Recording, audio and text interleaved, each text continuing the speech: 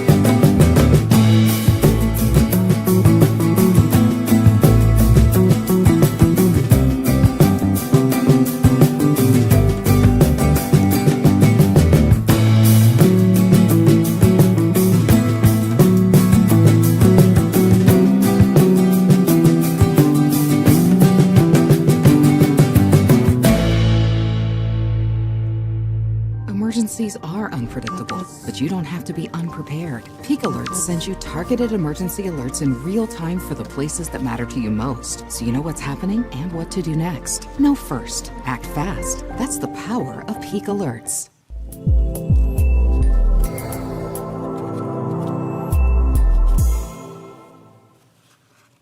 Morning, crew. How you doing? It is Friday. Hey-o! Yes, indeedy. You ever have a morning where you wake up and you can just tell that you are not going to sort of get going fast? That's me this morning. There is no doubt about that. Good morning to you. Thanks for watching Peaks2Plains Weather, mornings with Meister, live every Monday through Friday morning at 6:30. And Peak Alerts is our sponsor this morning. They are a service provided by the El Paso Teller County 911 Authority, and something you should look into. You can Google search that. You can get to that on the partners page of Peaks2PlainsWeather.com. If you click that, it'll take you right there. You should sign up for that. And it is a good way to be alerted if something serious is happening in the area, evacuation notices, things like that. So something I think you should do. Want to say hi to a couple folks who've jumped in early this morning. Misty saying good morning. Good morning to you. Mike also saying good morning. Mike, happy Friday, bud. I am with you. Kelly saying good morning this morning as well. Thanks for starting your day with us, Kelly. Hope you have a good one. And Martha is checking in, also saying good morning. Kathy also chiming in. So that's one of the things I think is great is, Peaks2Plains Weather is our weather together. And it's something that I am excited about. If you keep spreading the word, I would be grateful about that. And if you haven't downloaded the Peaks2Plains Weather app, you should. That's where I try to push everybody because that's where the most detailed information is for you. You can drill down on your neighborhood. This is one of those situations today where I have spent a lot of work kind of getting things ready and editing the model data because it's one of those situations, again, where they just don't have a good handle on things. I'm going to start off with our picture of the day from the Peaks2Plains crew. John sent this in. He was coming back from being in, I can't remember if it was Kansas or Nebraska. I want to say it was Kansas, but this is as he was coming home on I-70. You see Pikes Peak there. You see the sun going down. You see the wind farm kind of off to the southeast of Lyman there. And what a great shot that is, right? And can you imagine settlers heading westward and seeing Pikes Peak? Of course, they didn't get I-70, they didn't get the wind farms and all of that, but just seeing that and kind of wondering what was ahead of them. I'm kind of a dork. I think of things like that, but kind of interesting. All right, I'm going to head over to the weather wall and talk about what is going to happen today because it's kind of an interesting weather day and something that I want you to be aware of. High temperatures yesterday weren't bad at all, 40s and 50s out there for a lot of areas. Lamar, 54 yesterday. Pueblo, Canyon City in the 50s. Springs, the foothills into the 40s. And then some of the mountain areas running in the 30s and 40s yesterday. And of course, as always the case in Colorado, it just sort of depends where you are, right? We wake up this morning, we've got 0 in Alamosa. We are below 0 in Gunnison again. That's been the case almost all week long. Canyon City and Walsenburg, the warm spots here running in the upper 20s to around 30. And we've got teens and low 20s, just kind of depending where you are out across the eastern plains. Here's the story today. It's a cold front backing in from the east late. And I'm going to use Los Animas along the Arkansas River here because we'll get to around 50 or so in the early part of the afternoon. Then in the late part of the day, the temperatures are going to start to come down in a hurry as the front moves in from the east. And so that's sort of the big impact as we head toward the weekend here because that cold air is going to end up against the hills overnight.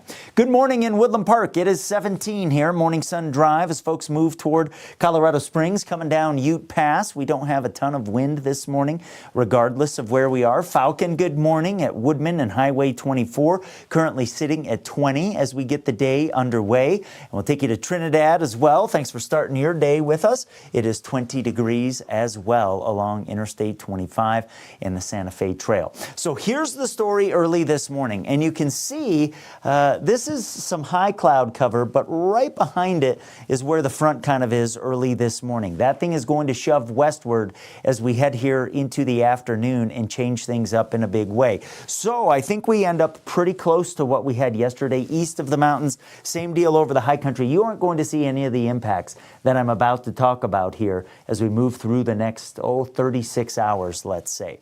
So it's a decent morning. It's a decent early afternoon. But then the front arrives. And let's watch it get here together because as we move past lunchtime, not getting too much in the way of wind over the mountains, but we've got to watch the eastern plains here. Notice the wind direction switching from kind of the north to the east. And this front is going to encounter the Palmer Divide, and then it's going to hit the Arkansas River here, and there's a lot less resistance in the low spots than there is up against the terrain. So this thing is going to come westward up the Arkansas River as we move into the evening here and then push into Colorado Springs from the south. Once it gets to Pueblo, it'll squeeze up Fountain Creek. It'll also move west toward Canyon City and start heading up the slopes of the Wet Mountains and pushing up against Walsenburg and Trinidad, although I'm not sure it's going to make it all the way there. We'll have to see. But if it gets to your place, you'll notice it. And here's what I mean. I'm going to use the Arkansas River because this is where the change is going to happen first and fastest late in the day here. So we're in the 40s and 50s, whatever the temperatures are here as the front arrives, and we hit the afternoon and watch the temps just start to drop very, very quickly here out across the eastern plains as this front starts shoving off to the west here. So we may end the day in a couple spots near Kansas actually below freezing because I think the temperature will come down that fast over the course of an hour or 90 minutes or so. And then we're getting into the late part of the day here and into the evening. It's shoving westward quick, so the temperature's coming down quick in Pueblo, starting to rush toward Colorado Springs, and that front starting to push toward the foothills as well. And so as I widen back out, what happens behind the front, in addition to the temperature drop, is that low clouds come in. And so watch here in the evening as the low clouds are kind of getting into Pueblo. They move into Colorado Springs from the south and start moving toward Colorado City, toward Rye, toward Beulah, Canyon City. Here's the thing. Not just clouds, but some freezing fog as well. See this little blue dot here that the model has, and I'll run that overnight too. You see a little bit of that? Freezing fog will probably put a cool sort of rime ice glaze on the trees and make for some pretty pictures into early tomorrow morning. There might be a couple flurries in here as well. I think for most of us, freezing fog is kind of the issue, especially where we're pushing this up against the terrain and we get a little bit of kind of terrain enhanced lift from the system. Might get some of those flurries, but you know, visibility may be down for some areas as well. And notice some spots as we start to head toward tomorrow morning might begin to get some clearing already, as we'll do a fight on Saturday between that warmer air that the mountains aren't dealing with and this cold air over the eastern plains. Might be a couple flurries up across the ski resorts, maybe an inch of snow. I don't think it's going to be anything significant. So as we move into Saturday, we do this fight in the air masses. And you can see that we're getting rid of the low clouds from west to east, kind of coming from the higher terrain down the Arkansas River. We'll still hold on to it longest along the river here. And the question for high temps on Saturday is who is in the warmer air mass, who's sitting in this air mass, and the wind helps us trace that out. So if you end up with a northwest wind over the Palmer Divide and Colorado Springs, Canyon City, Walsenburg, Trinidad, it'll be up around 15 miles per hour as the warmer air is replacing that cold air mass, and so your temperatures will go up. But if you're sitting in the low spots out here and your wind isn't moving much, Pueblo, I'm looking at you, Ordway, I'm looking at you, or it's out of the east in any way, you're going to be sitting in that air mass. The cold air is dense. The air molecules are closer together than warmer air, and because gravity's pulling on those, it's heavy. It finds the low spots. Sometimes what happens is these warmer air masses will just bounce over the top of that colder air. So it's a day that's a little bit tough to pinpoint the numbers specifically. So I'm trying to make the point because it's possible some of us out here struggle to hit 40, especially if we get to 1:30, 2 o'clock and we've still got low clouds or our wind's not moving at all. We're probably not going to get into the mid-40s. But I'm trying to make the point here where those of us that get out of this air mass east of the mountains will get into the 50s and maybe even 60. If we get an hour where the wind's out of the west at, let's say, 15 to 20 in Canyon City, we'll probably hit 60 tomorrow. But again, the low spots out across the eastern plains, man, you may struggle to hit 40, especially out near Kansas. Mountain areas, again, you're not going to change too much from what we had out there today. So I know that was a sort of extended, long kind of breakdown, but that's one of the things that I like being able to do here on Peaks to Plains is not have somebody in my ear telling me to wrap up. Because A, I think it's interesting, but B, I think it's important to what you experience out there in southern Colorado. And this is one of those situations where you're either in this air mass or you're not. And so it's important to kind of understand what's happening out there. So this is your chance to ask some questions. If you have something specific that you want to know, if you have travel plans tonight or early tomorrow morning, type them into the comments there and I'll address those. If you want to come on the show and talk about it, please do. It's just friends hanging out. Again, this is our weather together. I have the links you can use, and I know some of you hesitant, like, hell no, I'm not going on with Meister. I don't want people to see me getting ready early in the morning. Who cares? Just come on, ask your question. So I've got those, I put them in the post every morning. So you can save those if you want, and then use them the next day. So if you want to come on, you have an open invitation to do that. I would love to do it. So we do have a couple questions here.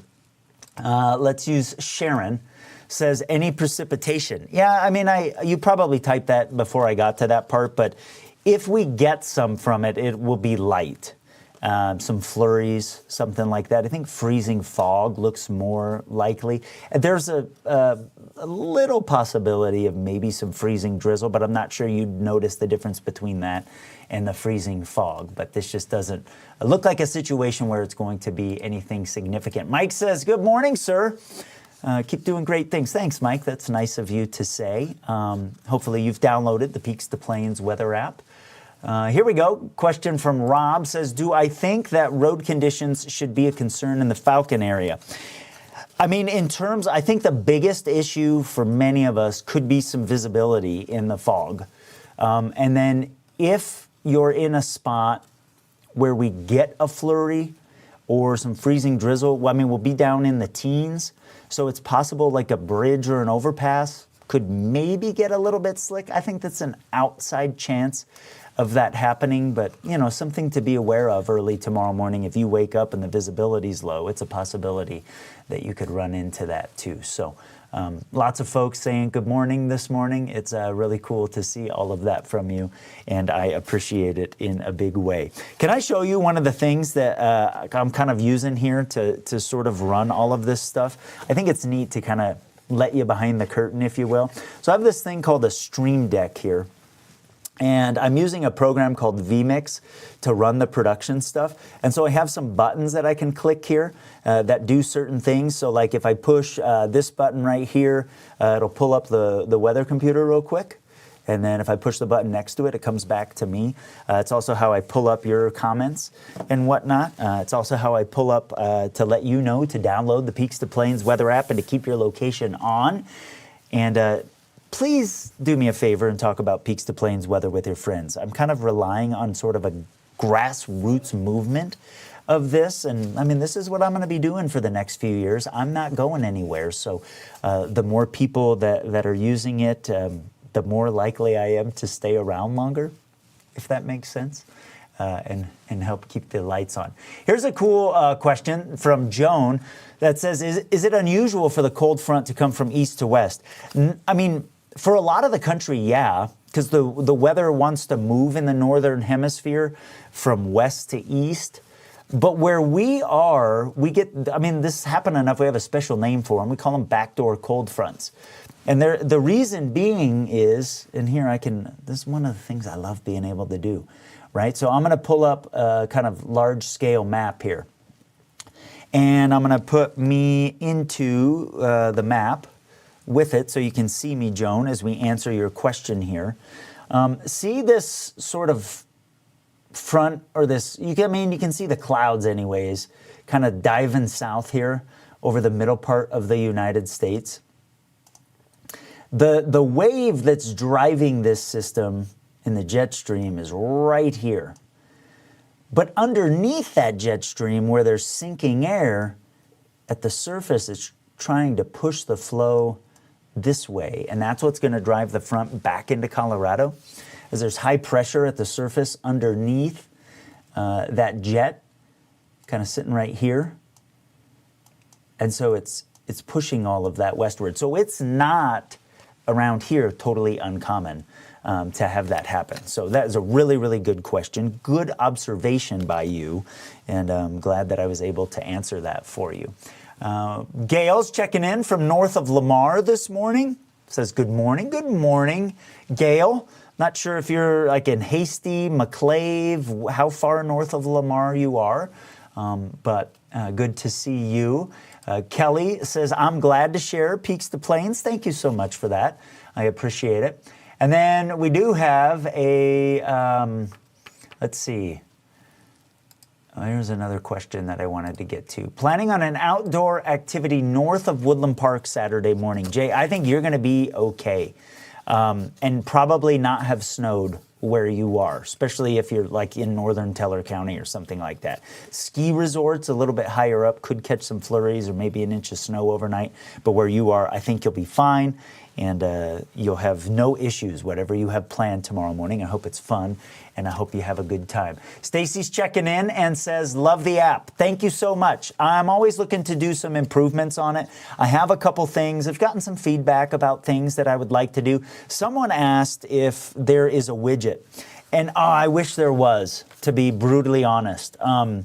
The company that's helping me with the app doesn't have that as an ability currently, but I've put my wishes in that I think that would be very nice to be able to have. Also want to let you know, and I'm going to try to get this done today, if you're a website user, I'm going to add something to Peaks2Plains.com where it will have the functionality of the app here on, oh, look at that. I don't need to watch myself. That's a little bit creepy, don't you think? But right now I have my forecast kind of built into the homepage here. Like I did this forecast talking about the back door cold front early this morning. But I am going to add on the homepage of the website the functionality to be able to go into the map or the extended forecast and see for an area that you can pick right there on the homepage. So when I'm editing the model data and I'm putting in my comments about, hey, watch out for this, I've got this temperature forecast right now, but the front might get here earlier, so it might be colder, at least be ready for that. Or, hey, I'm watching a storm that's looking less strong, like 3-4 days out, whatever. You'll be able to get that on the homepage too. So my concept with this is that wherever you are digitally, I want to be there, and I want to make Peaks2Plains Weather available to you.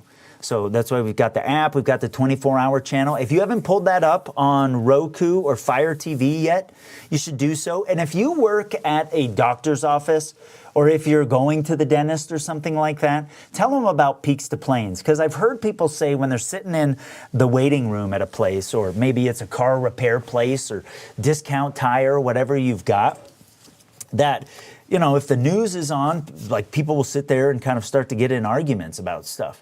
Well, no one's going to argue about a weather forecast. And weather affects everybody, so pull up Peaks2Plains, have it cruising there, the 24-hour weather channel. I'm going to take a short break, and then I'm going to talk about the extended forecast, because we do have something interesting to watch here as we head into next week. So here's a word from one of my sponsors.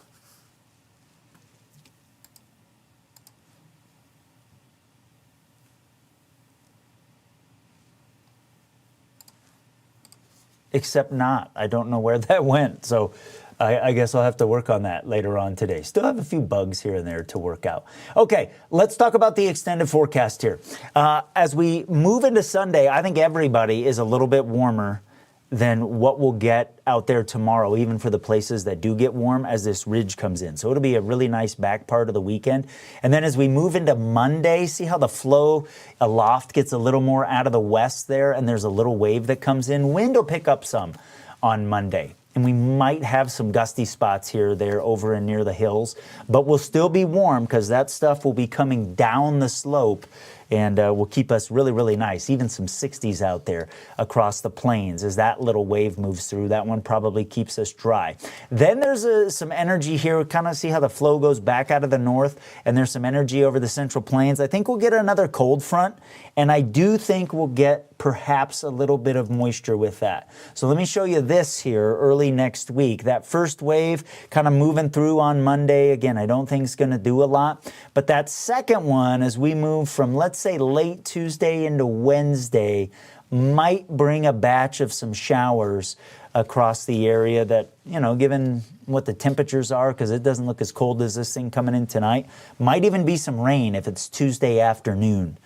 So over parts of the plains. So that's something to watch for here. I don't have like significant temperature drops in the forecast. I mean, something you'll notice for sure. but I think we'll get back into the 40s after being maybe around 60 in the springs, and Pueblo will get a temperature drop as well. So I'm kind of watching that again. Wind on Monday in some areas, and then a temperature drop as we move from late Tuesday into Wednesday. And if we're going to get some showers, that will be our chance. So that's kind of our extended forecast here that we're watching for. Let's see, anything else? Barb wants to know about, can I discuss the second week of February that I sent out yesterday? I can. Let me pull that up here. And let me find where that is, because it's a really good question. I have an article about this up on the website, and that was kind of what I pushed out yesterday. So here is what Barb is talking about, and it's this. And this kind of gets confusing because one thing we do when we look out into the future is we look at ensembles.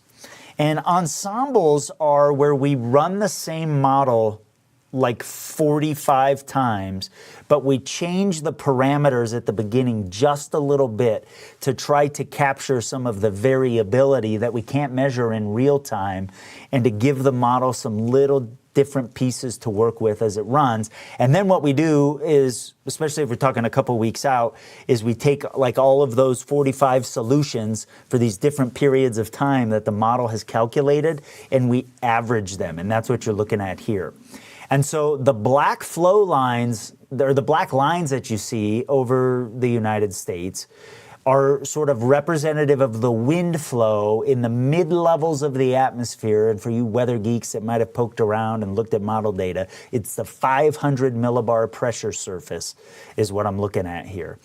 And then the colors that you see are the representation or the anomaly of how different, plus or minus from normal, that pressure surface is. So in the blue that you're seeing there over the United States, the model, and I'm looking at February 10th through the 15th here, is seeing those height levels in the atmosphere lower than normal, which tells us that a couple things. We're probably going to be colder, and we'll probably have some troughiness. And then you can see here in the models, let me be able to annotate that here for you, that there is a little bit of a dip in there. You can kind of see that in the European, more so over the Western United States than what the American has.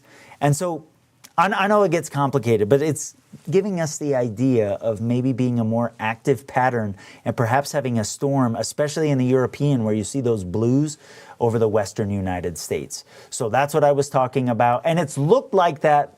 It was looking like that for about 5 days in that time frame before I had posted that. So that's a decent enough signal that I think it's something worth watching for. And if you go into the model on its own and look at those individual runs, it is kind of bringing a storm through Colorado in that time frame. So that's why I wanted to talk about that. Ann says, loves the show. What about Sunday? Sunday looks great. I mean, there'll be some breezes off the hills, but whether you're over the mountains, whether you're over the eastern plains, it kind of has that difficult forecast for tomorrow.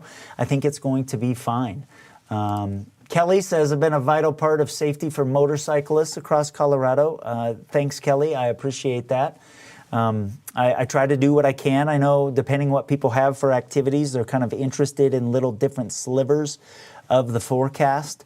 One of the things that I want to start doing here, and I'm working behind the scenes to develop this, is maybe talk a little bit more about air pressure than I've had time to do. I know some folks really feel those pressure changes a lot, and so I'm working on kind of a scale I can use to talk about pressure changes over the next couple of days. Like, you know, folks that have had surgeries tell me they can feel that. Folks with arthritis can feel that for different medical things. So we'll try to talk about that. Michael wants to know, how's my birthday on February 7th? I think you're just ahead, Michael, of that kind of weather change. And right now, the 7th is looking okay. So an early happy birthday to you. And I hope you have some fun plans on the way here. So, okay, crew. We are heading towards 7 o'clock. I've got a couple meetings this morning. I've got a couple things to do. Want to let you know, too, that I am next week going to have the Meister meter. It is going to be back. And I think late next week, Meister is going to make an appearance. I think it's time. If we get into February, it's time to expand kind of the fun stuff that we're doing. If you have some ideas for the show that you want to see, a couple of people have told me they want to see some pet things. I'm going to work with some of my pet partners to maybe do that. That's something we can do together. So be on the lookout for that. And of course, any other ideas you have, you can use social media to contact me. I have a hard time keeping up with the social media stuff, to be honest with you. There are also some things you can use on Peaks2Plains Weather to shoot me an email. In fact, I went into this contact us email down here for the first time yesterday in a couple of weeks, and I have lots of folks that have reached out about different things. So I need to do that today. That's one of the things I'm going to be doing. And so, yeah, like I said, I have some things to do out there. Here's this middle of February article that was being asked about, and so I've got a lot of information there about that. Love being able to geek out with you, crew. Thanks for watching today. Have a good day. Watch out for that cold front coming in overnight. Download the Peaks2Plains Weather app to make sure you're ready. You can also watch anytime you'd like on Peaks2PlainsWeather.com, the 24-hour channel. It's running 24 hours a day as well. Roku, Fire TV, and of course, you can watch the 24-hour channel. Pop in for 10, 15 minutes, find out what's going on, get my latest forecast on the Peaks2Plains Weather app as well. My friends, have a good day. Thanks for watching. Have a good weekend as well.